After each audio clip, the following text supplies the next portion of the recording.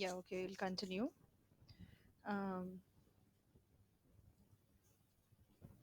for the first five sections of Crime and Punishment, Raskolnikov actually he takes a Hegelian view of his crime. He convinces himself that he killed Ivanovna because she was a leech on the body of the poor Raskolnikov.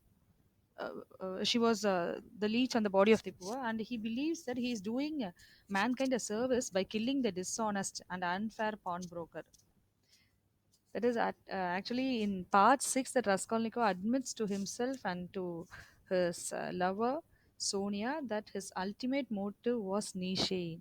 He actually finally admits to Sonia that he killed Ivanovna to see if he could do it. One way of looking at this duality in Raskolnikov's character is to regard it as a conflict between the alienated intellectual and his hostile social environment. And He plans the first murder quite meticulously, even counting the number of steps from his apartment to the old lady's. But however, he executes it in a rather mechanical and almost impulsive fashion. He makes even preparations to secure the axe and leaves for the old lady's apartment only at the very last moment. And after he commits the after committing the crime, he lingers in the apartment searching for Ivanovna's money, but he finds very little. He even forgets to shut the door, and therefore Lizaveta she enters unexpectedly.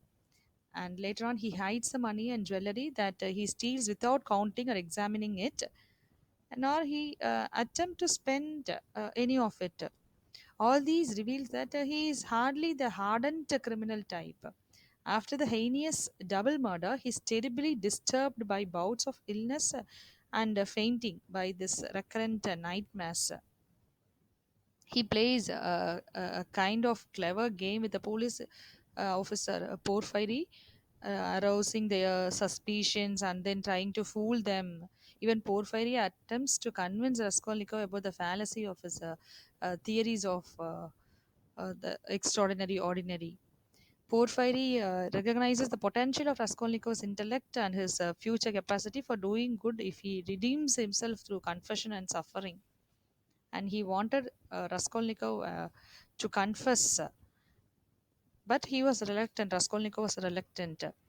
And the Zubermesh or the extraordinary theories are formulated by the great German philosopher Hegel.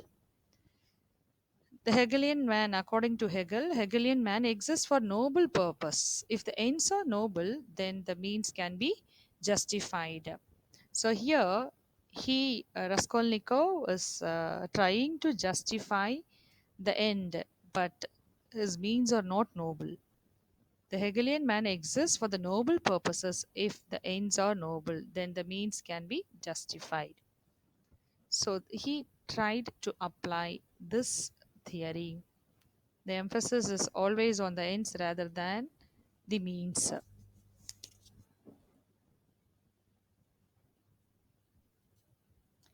And he also had apparently encountered other views of Superman or Burmish, that is, which he was influenced by Nietzsche.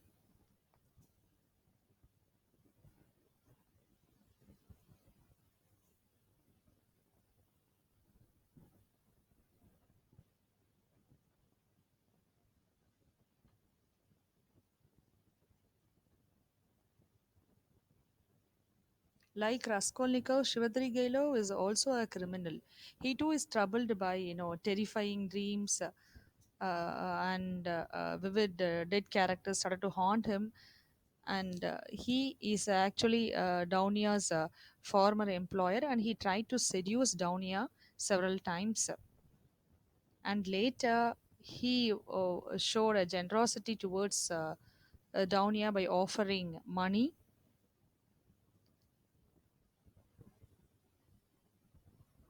And like Raskolnikov, he is the benefactor of the needy, in particular of Marmaldos.